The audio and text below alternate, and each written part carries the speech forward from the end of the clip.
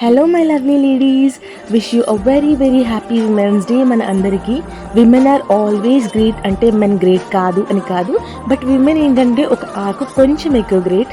ఎందుకు అనేది అయితే రెండు ఆస్పెక్ట్స్లో డిస్క్రైబ్ చేయొచ్చు. ఒకటి పెళ్లి చేసుకోవడం, ఇంకోటి అమ్మవ్వడం. మనం ఇంటి పేరు మార్చుకొని ఇంకొక ఇంటికి వెళ్తాము.